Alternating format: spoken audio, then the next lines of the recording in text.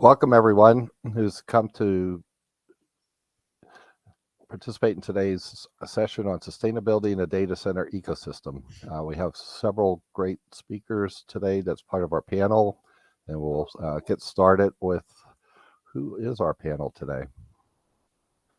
So we have Steve Chenoweth with Intel, we have Ty Schmidt with Dell, David McIntyre with Samsung, and myself, Wayne Adams. We're all SNIA volunteers, SNIA, Storage Networking Industry Association, and we provide education and awareness to many different facets of the IT industry and the vendor community on trends before they start to break. So sustainability is a pretty hot topic for today.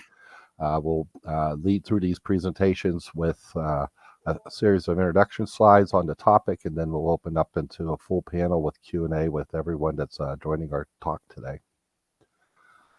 Who is SNIA? We're an industry association that creates technology standards and education. We've been involved in this industry sector since 1997. We have today 180 organizations. Those are typically vendor companies and end users that are adopting technology specifications and helping to create them. We have over 2,500 global members that help write the specifications, create the education, work in plugfest, hackathons, and so forth. And as a result of all our efforts and what we bring back to industry, there's well over 50,000 people that have been touched by our ongoing webinar series, our developer conferences, and the past end user events, plus all the good content that is on our website.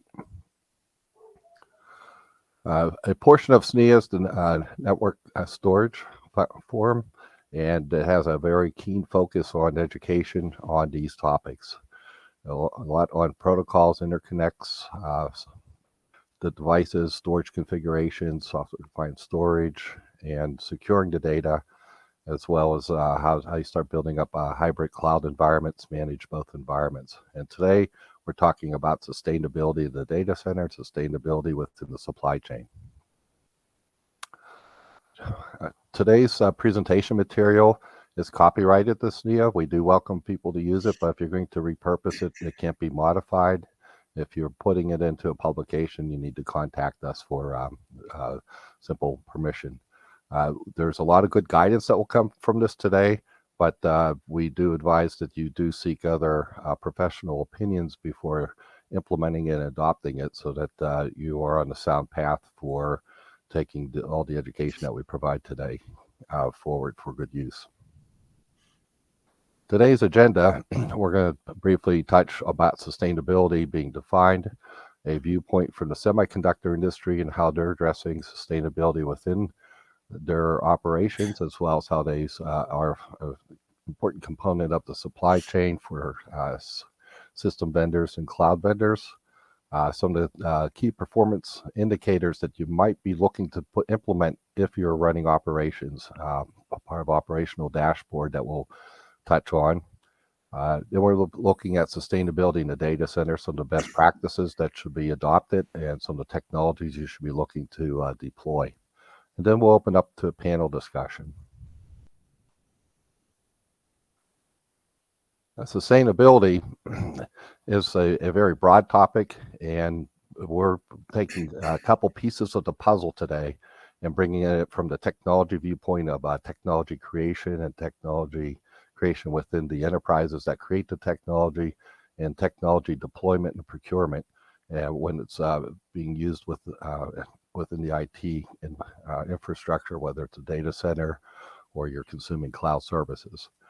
We're going to probably be touching mostly upon items that will fall within the environment and economic side of things, of picking good technologies, looking at alternative energy sources, as well as what the carbon footprint is, and things that interrelate to that with circularity, reusability, and life cycle assessments. We will not be touching much on social as a component of the sustainability definition.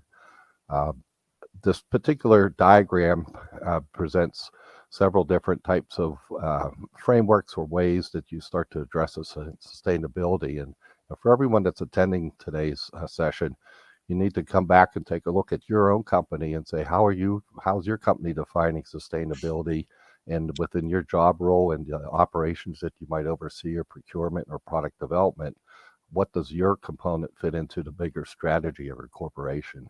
And at the high level, there's a lot out there around ESG reporting that provides a very structured framework of how to report that. And most companies that are involved in high tech, either with as users or as technology creators, are aligned pretty much with doing these annual reports within this framework. With that, we're going to turn over the presentation to Dave, and he's going to tell us more about the semiconductor industry. Okay, sure. Thanks, Wayne.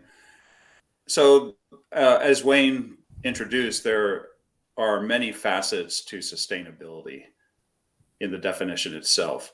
So, to further on what Wayne introduced us to, from the environment, the whole idea here is to preserve our planet, make minimum impact by reducing current situations with advanced technologies in sustainability, with innovations to reduce our carbon footprint. But it goes beyond that. I'll just briefly touch on these very, very important points, that sustainability also finds its way into labor and human rights, where we respect our employees and strive to build a safe and healthy workplace for all. And then corporate citizenship, which is walking alongside with the local communities to initiate positive change for a better future. And we can actually ground that far-reaching statement with the moving forward of the CHIPS Act and onshoring of semiconductor manufacturing resources across the United States. There are many opportunities for us to walk hand in hand with the local communities from sustainability and protection of the environment, as well as best supporting the local workforces that will most likely participate and be employed at each one of those manufacturing sites.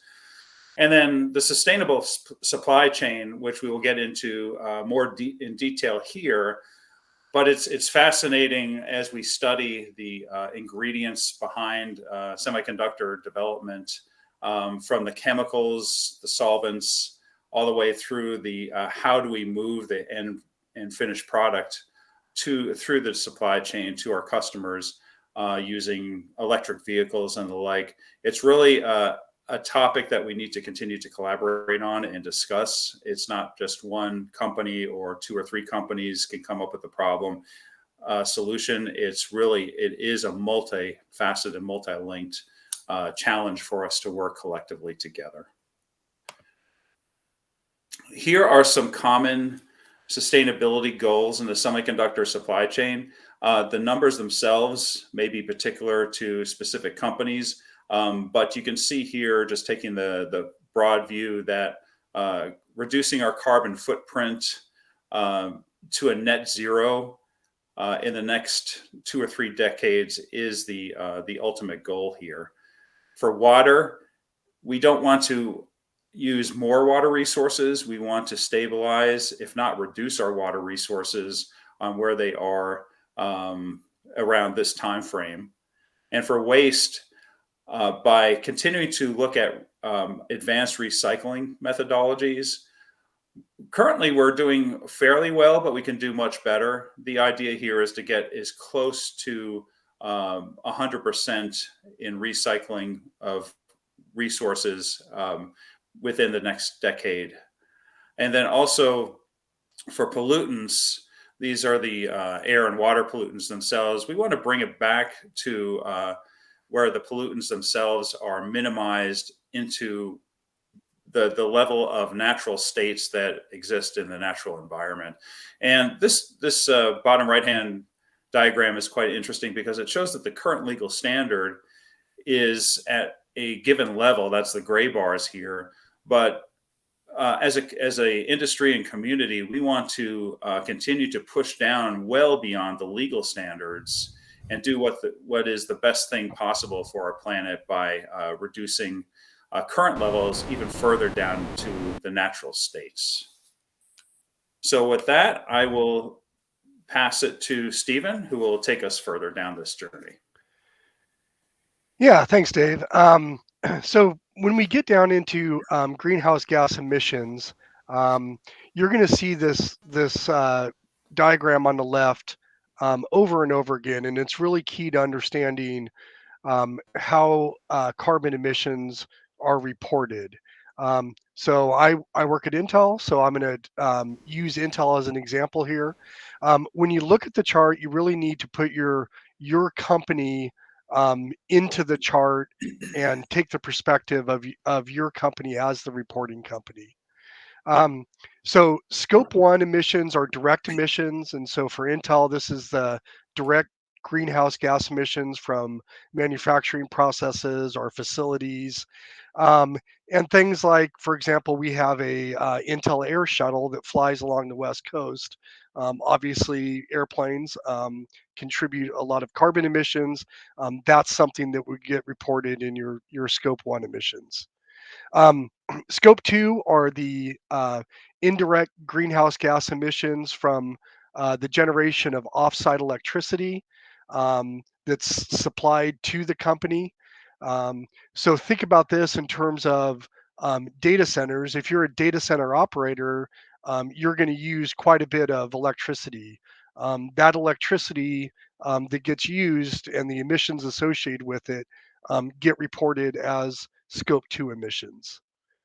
Um, Scope 3 emissions, these include all other upstream and downstream indirect greenhouse gas categories across the entire value chain.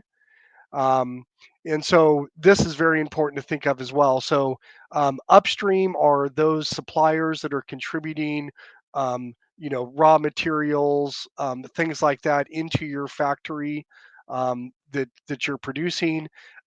Downstream includes the use of, for example, how much electricity that product um, consumes when it's then put into another system. For example, um, Intel, when we're making our CPUs, um, we would count the scope one and two emissions, and then those upstream scope three emissions to calculate our embodied carbon footprint. Um, that number then gets passed over, um, for example, to Dell. And then when Dell incorporates that CPU into one of those products, they're taking on Intel's embodied carbon footprint as part of that. Um, so if you're not familiar with scope one, two, and three, um, go to greenhousegasprotocol.org. You can see further definitions of this emissions chart. And it's really critical when you're talking, for example, to your corporate sustainability office and trying to report your numbers. They're going to talk in terms of this language. So very important that you understand scope one, two, and three. If we look at the actual equipment itself, and here we're looking at a notebook, a desktop, and a server's carbon footprint, we really get a view to what's important in terms of carbon emissions. So, in general, the smaller the device, the larger the embodied carbon footprint. And so that's the bar in blue, and this is the carbon footprint that comes from the source materials and production of the product. When we look at a desktop, it's a little more balanced between the embodied carbon footprint and the use of product. So the use of product is the gray bar, and that represents the electricity and energy consumption over the product over a given period. And this assumes a 4-year life for a product. Now, when you look at servers, and servers are, can be compute, they can be a software-defined storage system or software-defined networking system. All of these exist within a data center and in NOCs and smaller data centers that serve the network. Um, Up to 90% of a server's carbon emissions is going to come from using that product and electricity it consumes over a 4-year period. And so that's that large gray bar you see dominating most of the circle. So when we look at our challenges in the data center, they're much different than we would have in challenges in a notebook. And we really need to be aware of the electricity consumption and drive energy efficiency in order to lower the carbon footprint of servers. And just one note, the big elephant in the room here is this is assuming that we're using 100% carbon-based um, energy to power the data center. This gray bar is going to go down greatly the more renewable electricity that you use. And so this is why you see, the large data center operators very interested in purchasing renewables and funding renewables in order to get more renewable electricity on the grid that they can use to then lower this, big gray bar of in-use carbon emission. Okay, let me turn it over to Ty here, and he'll take you through some deeper dive here. All right, thank you. Yeah, I wanted to take a step back and introduce something, kind of the power of measurement. For those that are not familiar, PUE is a industry-based metric, stands for power utilization effectiveness. It was introduced roughly in 2005, 2006, and prior to that, the industry really didn't have a consistent manner for measuring how effective they were using power. And so they got together and decided to come up with a simple method for evaluating this. And the reason why I share this is what you see basically is an immediate response in the industry and an improvement of power effectiveness across the board. And this chart reflects that over time. And a lot of best practices, a lot of companies, startups that were providing services and products, both at a data center level with the room level, to help improve how effective power was being used in the data center. And just for note, a PUE of 3.0 basically implies that you need 3 watts from the utility to provide 1 watt to a year. And so, what you're seeing is basically an improvement over time to, roughly today, where it's on average a half a watt or so being needed to provide that 1 watt of IT gear, 1 watt of power to IT gear. So, without sustainability being a key driver, I would say most times it was companies trying to make positive impact to their operational expenses and looking at where they should invest to do that.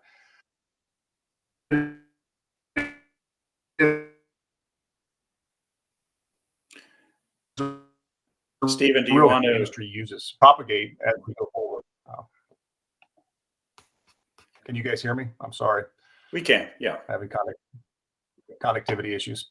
So with that said, the kind of a simplified view of a facility is looking at all of the things that are, call it, providing power and fluids and rejecting as a numerator, and the IT load being the denominator. And what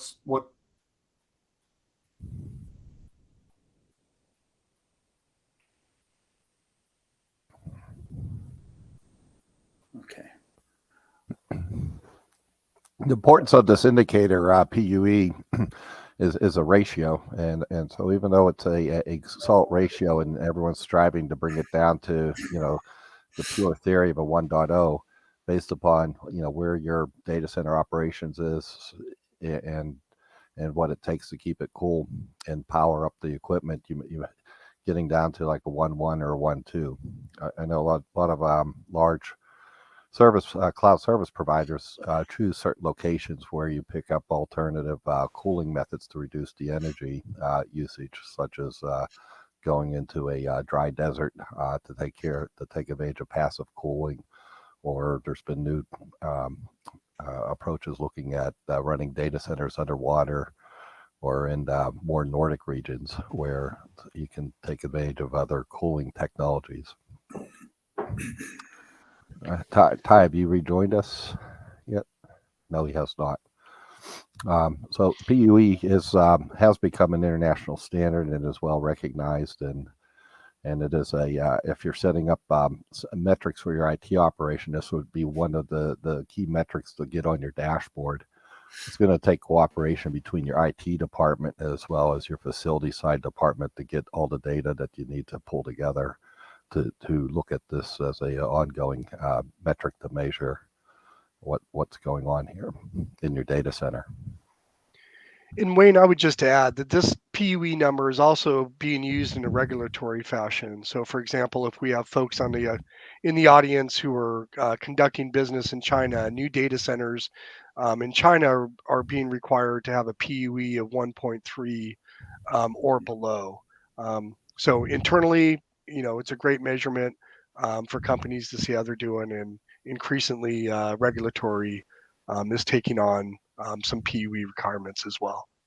Okay, so let's take a look at the next set of options that we have here. So, down at the bottom center, we see a lot of additional KPIs that have been built and extended off of what started with PUE to look at other types of ratio usages that are equally important for carbon, water, as well, and narrowly isolating just the IT power usage as well. I don't know, Steve, if you want to add anything else on this discussion here about some of the trends that we see here. Yeah, I think WUE is a big one as well. The water usage effectiveness. I think I heard a stat that in Ireland, about 15% of all their fresh water is going to data centers.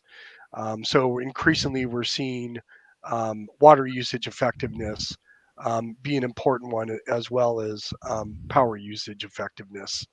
We'll get into some more best practices, but there are lots of things that actions you can take in many different areas to reduce PUE and WUE, and liquid cooling.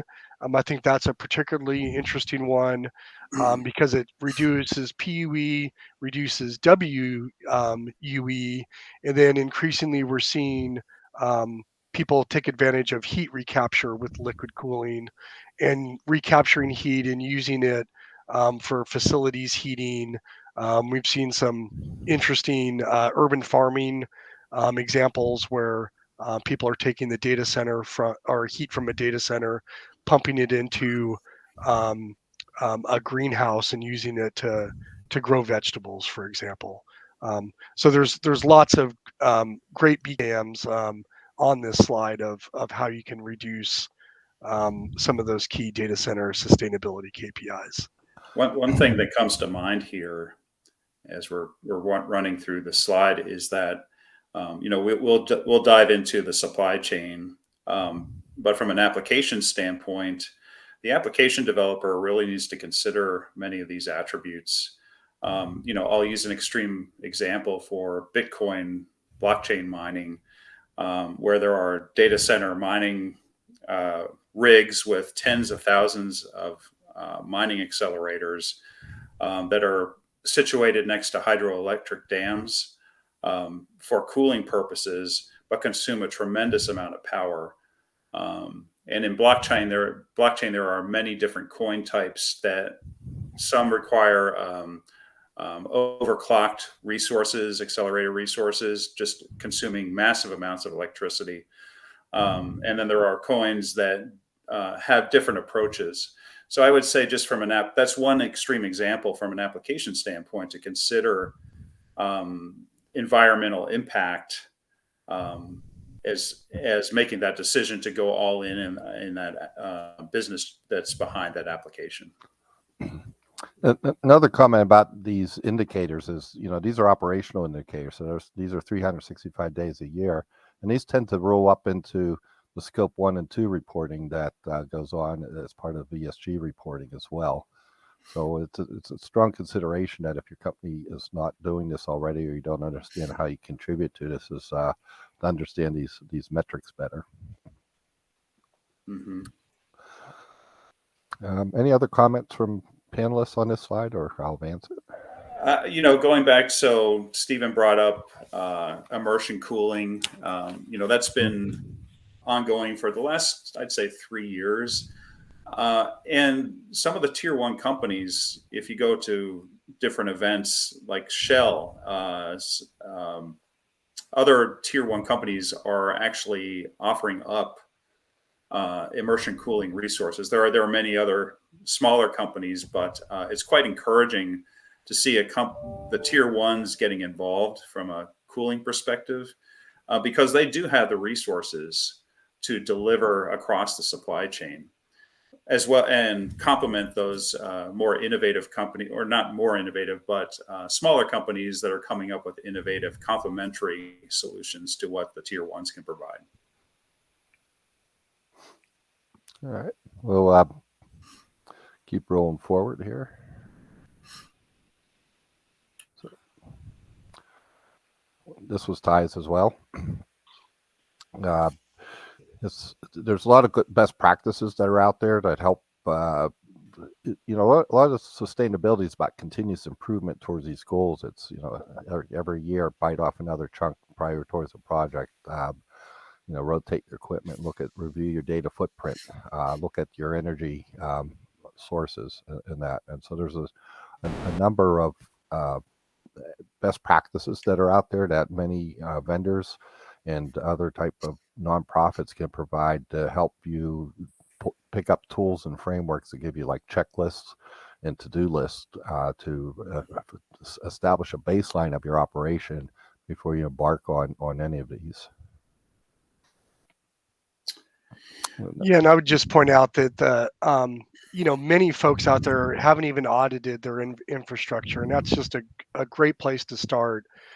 Is just to see how much electricity you are consuming, and then also look at the utilization of your infrastructure. And this gets into consolidating workloads and reducing that footprint. So it's a bit self-serving, but moving to modern equipment and consolidating, for example, the number of workloads that you're running onto fewer servers obviously has a lot of benefit with electricity usage. And people might think, hey, I'm wasting a perfectly good server there.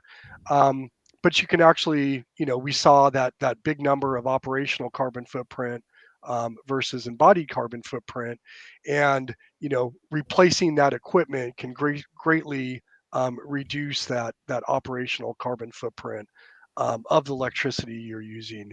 And we're seeing lots of great secondary markets out there as well. So if you're running very premium workloads that require a lot of performance, you're buying a relatively high-end server to do that.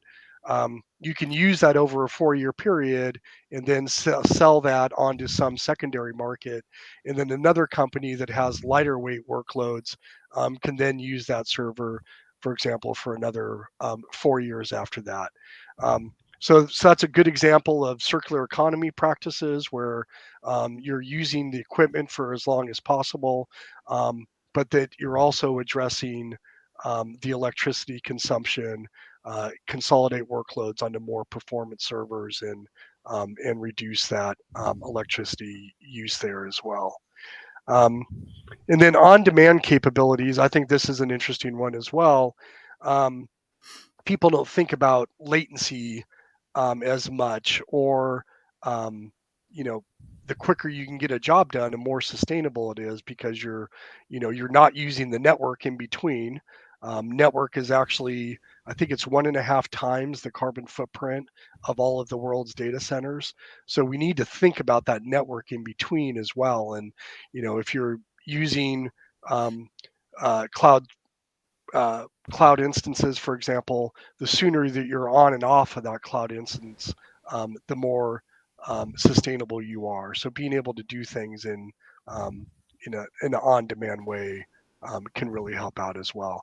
So there's very pragmatic ways that you can reduce carbon footprint and be more sustainable. So these are just a few of the areas, and when we get into the panel discussion, we can talk more about some of these as well. Yeah, I can add a couple of points here. So on the application software.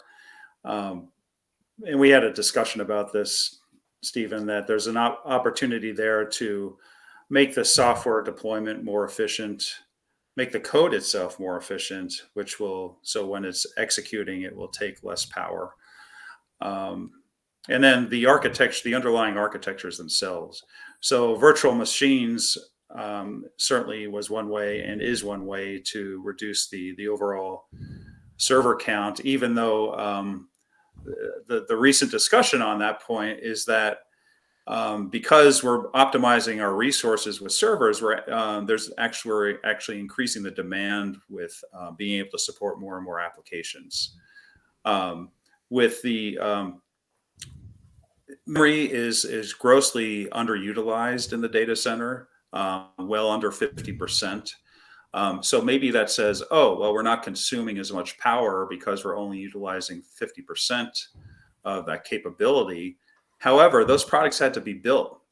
So from the development and manufacturing standpoint, the ship's already sailed. And so the idea here is that by optimizing at the front end in design, we're able to reduce the carbon footprint and keep that in mind. So, all in all, if we look at it from a TCO perspective, right, that we typically will look at performance and cost, but now if we introduce this power efficiency metric as well, that helps to level out the playing field between, yes, we need to support the performance requirements of these applications, yet at the same time being very cognizant about the footprint, the impact that we're making from an environmental standpoint in doing so. Yeah, that's a really good point on utilization. I think we've seen with some of the data center operators, the average utilization of the entire server is about 40%. So, how can, and for good reason, they want to be able to support bursts in demand, things like that. But there's ways that you can put those servers into a lower power state when they're not being utilized as much. And we're starting to see some data center operators adopt some of those practices. All right, Wayne, should we move on? Let's hit the next slide here. All right, panel discussion. There we go. So we're open for Q&A, all of us, and we welcome everyone that's online to do enter your questions. We do have some questions. I have shared a question about hard disk drive retirement and shredding, and there's a movement for reusability and getting some viewpoints on that. I don't know if anyone on our panel wanted to take that first, or I can make a few comments about that myself. All right, so so there is this concern that we keep on consuming materials to build hard disk drives, and then when they hit at some point in their useful life, then they're retired, and then there's this big dilemma: is like, do I shred them for assurance that I did a good data erasure by shredding, and then you go through different type of material reclaiming, and some materials more valuable than that's in there, like the rare earth materials, but then there's other material that's not so valuable. And then on the flip side, if you go to take a device that has some useful life left, you go through and you apply like an IEEE standard on how you erase all the data off of the drive itself, and then you're left with what is the useful life of that device, and will I incur more operational costs for data protection and data restoration? And so even though you might be working well within a certain regional set of reusability, you might be also compromising part of your operations for data availability, especially for mission critical data. There isn't a good answer of what's the right way to go about that. Usually your supplier of your system vendor can help you weigh out the pros and cons and the costs, and then also work with you within the region of whether or not you're adhering to all the compliance rules. This is going to be a continued ongoing need for reusability for everything, for previous generation CPUs, server cases, power supplies, and so forth. So even though there's a lot of innovation with more energy efficient equipment and also more capacity to store with a smaller carbon footprint, we still have legacy deployments that have to be managed for their eventual end of life. Yeah, Wayne, I would just comment that it with storage devices, it's, I would say, a necessary evil, but because of the data protection aspects of it, they have to be destroyed and shredded. So as sustainability grows, I would expect there to be more services and companies that are set up to reclaim materials over time. So it's worth continuing to keep open eyes on that, and maybe even coming together as an industry to decide how that could be done more effectively. But it's going to be a continued challenge, because those storage devices, anything that has sensitive data, has got to be shredded or destroyed. So it's a real challenge. Yeah, I would add that. So Samsung has a refurbishment program where we work hand in hand with end customers that are addressing this problem, and so as we move customers over to solid state to NAND, we have basically a proactive initiative so they're not time constrained. They can work through these disposal issues at their own pace. So whereas in some cases they might be addressing price and cost issues, we work hand in hand to partner up with our end customers so that they can properly make that migration with these considerations in mind. And just a point, Wayne, I know that we're talking data center here, but this is also a spot when you talk about rare earth minerals, things like that. Consumers have a big role to play here as well. So I think on average, people have 4 to 6 electronic devices sitting around their house because they're worried about what kind of personal data might be sitting on the hard drive or the storage within that device. And so we've got to overcome the mindset too that, hey, there are ways to safely wipe data. Don't let that be a fear. You've got to get those into recycling centers and out of people's houses, so that we don't take more, minimize the amount of rare earth minerals, et cetera, that we're pulling out of the ground. So that's just a best practice for both data centers, and it's a huge consumer problem as well out there. So. Okay. I have another good question that's come in. Do we have an idea of the carbon footprint of data storage in data centers? I'll start that there's been some general rules of thumbs that have been put together and some high-level research. I think the last comprehensive study was done around 2016-17 timeframe, where when you just looked at the data centers, like 50% for facility side, 50% for IT, and then within IT it was around 50% for servers, about 35% for storage, and 15% for UPS and network. Those were rules of thumb that were being used, and there's supposed to be a new study that's being launched in 2023 with EPA and Department of Energy to revisit how the power use and distribution is being used in the data center, since there's a lot of change in new architectures that have moved into the data center.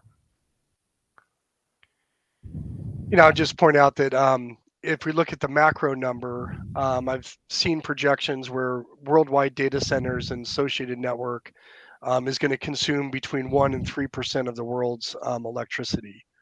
And if you look at the massive data growth of things like AI, Chat GPT is obviously one on everybody's mind.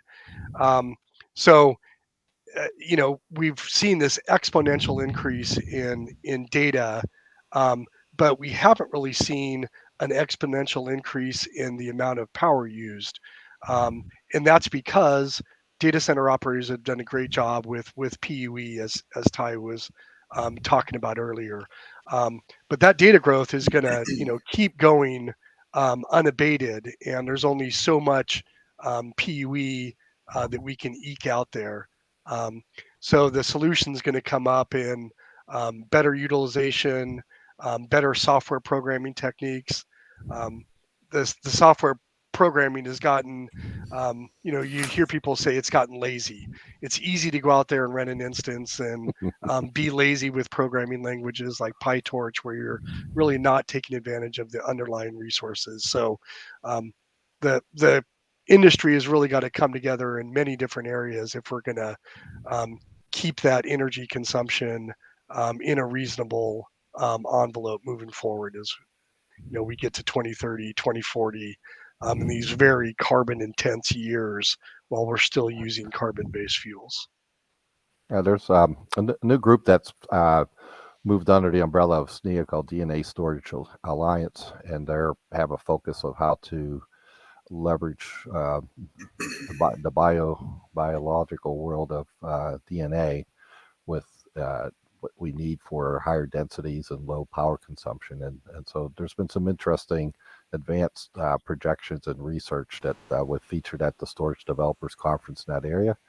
It's promising. It's not ready to be bought in any commercial fashion at this point in time, but those are some of the things that are meant to be major shift changers that's going to help in that regard to power reduction for consuming it for the data. So I would say that we do have a situation that perhaps we don't acknowledge yet, fully acknowledge. So Stephen, you're talking about the AI explosion, and it's somewhat of an emerging market, but gosh, with ChatGPT, the embracing of that in an overnight manner, along with AI just being such a huge total available market for all vendors in hardware and in software. Of course, there are the mainstream accelerator companies where those accelerators consume massive amount of power, yet they provide a significant performance per watt benefit in doing so. So there are architectural considerations such as heterogeneous compute, distributed compute, where we can fine tune the compute resources to best support the applications from a cloud to edge perspective. So those edge deployments, you don't have to move the data all the way back to the host for processing. You can move some of it back for post-processing, but the real-time data analytics, the video analytics can be done with tuned compute resources. And in doing so, you will dramatically reduce the amount of data that you do have to move to the host. And moving that data takes an enormous amount of power, as we know. So I think taking a look at data-centric compute alongside of heterogeneous compute is something that we needed to do tomorrow. We're doing it today. But this overwhelming growth in AI applications and the data that will be consumed by these AI applications make this an urgent issue for us. Yep. One thing I would add there is from an observation standpoint, customers, at the end of the day, there's a lot of factors that are involved in their strategy when it comes to these type of topics. Fundamentally, what I hear from customers is that they have whatever their environment is. They're trying to maximize the utilization. And as a fact, they actually don't want to strand power. Like, they have all of this equipment in place. They're trying to get the most utilization out of that environment. They don't actually want to strand power. They want to make the most valuable use of that supplied power. But that being said, that drives behavior. So they're looking at what can they do from a source power standpoint? What can they do to minimize their emissions levels when they aren't at those peak level, those peak time frames. And so there's behavioral changes that we're seeing, cost of power, renewable green source power is driving a lot of decisions, but fundamentally, most customers are really trying to maximize what they've got their assets in. Yep. I have another interesting question that we can weigh in on, and it comes from Gonzalo Gomez. It's asked, is the industry moving their data centers to locations in countries where the carbon footprint is reduced by the way those countries or regions produce energy? I guess Yeah, go ahead, Ty. I'll go ahead. I was just gonna, I haven't really seen, call it moving of data centers for those reasons. Typically, there's a lot of factors involved. There's the cost of power. There's latency. There is data protection. There's elements that factor into where can data centers go. From call it a net new data center standpoint, that does factor in. I see customers, they're weighing, what is the cost of the power I'm getting? What is the available green power that I can utilize as part of the grid that I'm connecting into, along the other factors of taxes and land costs and things like that. But I'm not seeing a lot of data center movement, but it is influencing net new data center builds. Yeah, I'd agree with that. I think within a country, so for example, I live here in Portland, Oregon, and we have an abundance of hydroelectric power. So there are many of the world largest cloud service providers are located in Oregon and along the Columbia River, where a lot of that hydroelectric power is available. So we've definitely seen that. And we're seeing build outs, for example, in the desert of new factories. So both Intel and TSMC are investing heavily in new factories in Arizona, where there's a lot of wind and solar projects down there that can power data centers. I think one thing that might keep people from moving countries is data location requirements. So in the EU, your personal data can't cross boundaries. So you've got to do a lot of compute in the country that you live in. So some of those things would prevent people from moving data centers to different countries. But there is this notion of follow the sun. So when you're running a workload, let's say that a cloud service provider has many data centers in different time zones, that workload could switch data centers following the sun and the availability of renewable resources. So those types of things are starting to crop up as ideas where you can run workloads more sustainably by finding those data centers that are powered by renewables. So I'll chime in there. It's a multi-variable problem where, as you were saying, Stephen and Ty, about having data centers deployed across the globe to best serve the end consumers of those applications. But then another variable which is on the table here is geopolitical risk, and that's why the CHIPS Act is offering hundreds of billions of dollars to our system and vendor community to onshore manufacturing. And so that we have resources to optimize what we're talking about earlier about where should the data center be placed. You mentioned Portland is one great example. The other thing is that we do have financial incentive now to innovate with the existing resources that we have in the United States. So the Inflation Reduction Act is offering up hundreds of billions of dollars for sustainability projects that innovate, that reduce the carbon footprint. So that for-profit model, where basically these are huge corporate tax write-offs that are offered by the government to instill and initiate the opportunity to work with our current resources is right there on the table. And in fact, just now in the next few weeks, the U.S. the SEC is going to require that all public companies disclose their climate plans on how to provide better sustainability resources, and that will be factored in. So all that being said, there is this opportunity for the onshoring effort that's going on, which would also include sustainability. Yeah. I'll just add that, looking at a hybrid cloud environment where you know where your data is and what's mission critical and what you need for response time and so forth, is to look at how you can leverage the cloud. And a lot of the cloud service providers have multiple instances of data centers around the globe. Some are taking advantage of hydropower, alternative power, tax incentives, and being sensitive to the fact of data, the data has to stay in the country and data privacy laws and all that.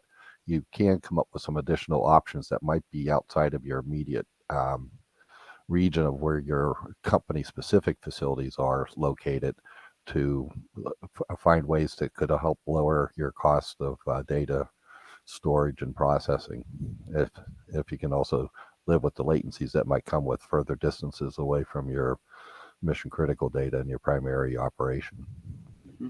Yep, good point, Wayne. Yeah. All right, we got another good question. It's up here. What trend do we see in lifespan of storage devices in the next 5 years? Will they live forever? That would be nice, but the sub comment was considering that longer usage is also pro sustainability. That came from Mr. Sethi from Microsoft.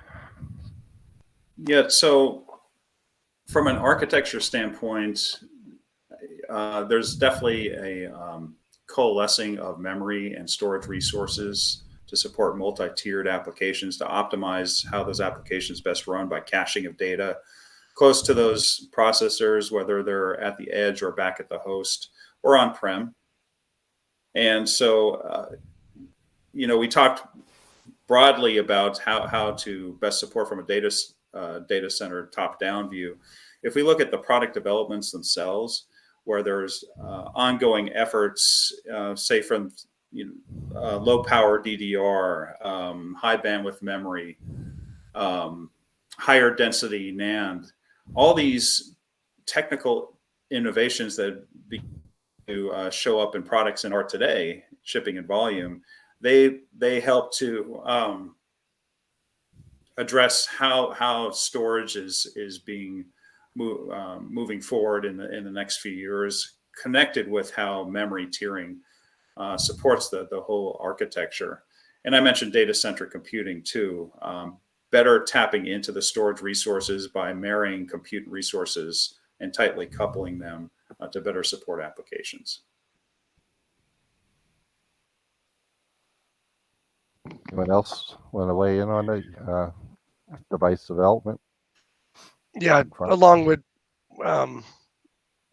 that, it's that trade-off between how much performance do you need and how much responsiveness do you need. And if an old device is still providing that responsiveness and is still reliable, keep using it. But what we often find is your data requirements become so great that you end up expanding with more devices or more servers to meet that load, and then you're kind of reversing some of your sustainability gains. So I think it's a real trade-off between how much you can do and still have that reliability and responsiveness, versus just keeping that piece of storage forever there. Okay. Yeah, I would just add that we are there is a behavioral change occurring. At least I'm observing that is, customers are actually interested in what it means to have their service warranties extended, their products last longer. They're assessing the return on call it that that decision making. What is the impact to performance? There's all these trade-offs. If I consume that next generation gear that operates more efficiently, that offsets what benefits I may have from having equipment last longer.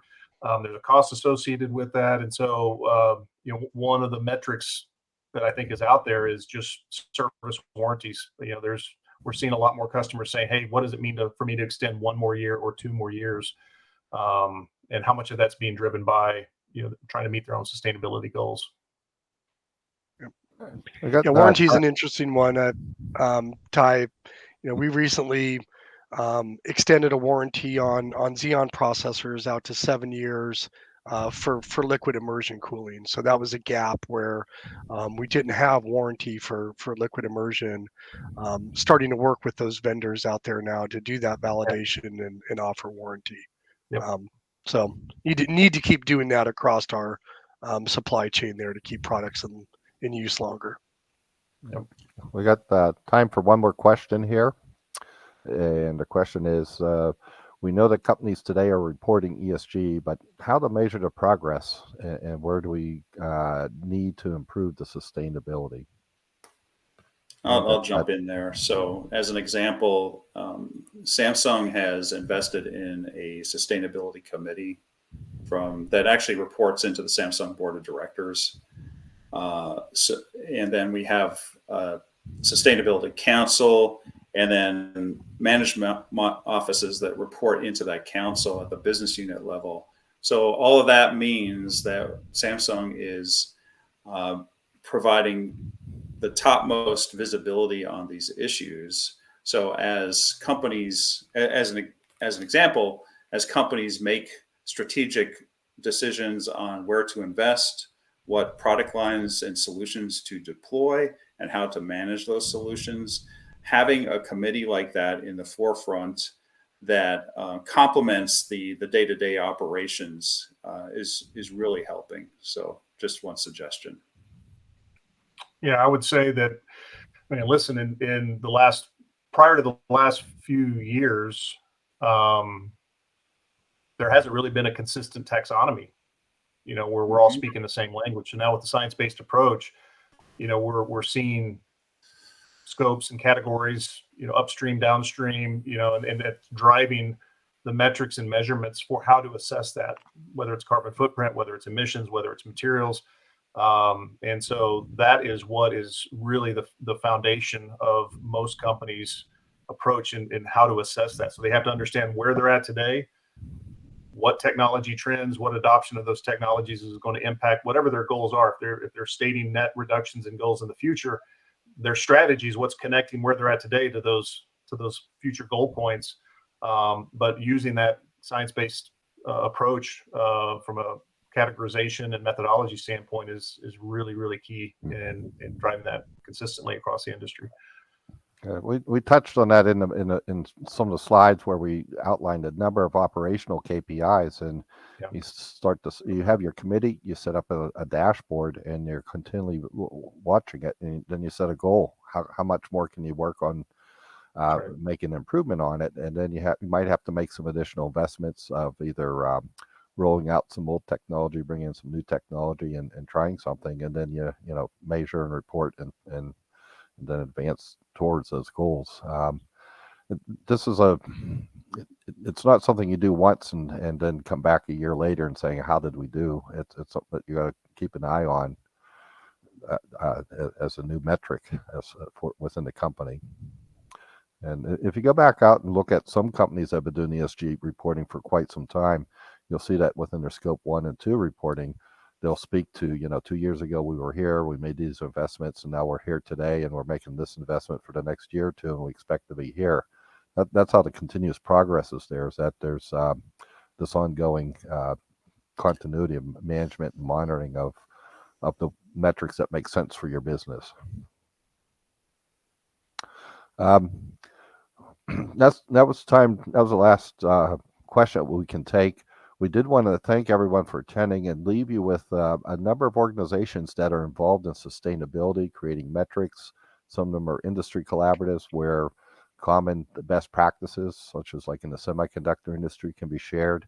and then some are working on the actual life cycle assessment methodology and calculations. And so, all these groups that are out here, in addition to SNIA, having a focus in pockets that lay into sustainability, are places for you to go investigate and find out what's the best fit for your company and for your operation. With this, we'd like to thank our panelists today and your attendance. Based on the number of questions, I believe we'll be offering another sustainability webinar in the near future. And we welcome your feedback that based on what we covered today and what we'd still like to know. As we start out at the beginning, we just only put a few pieces of the puzzle out there today, and there's a lot more that we can discuss and help share our knowledge with the industry. Thanks, everyone. Thank you. You all have a good day back at the workplace.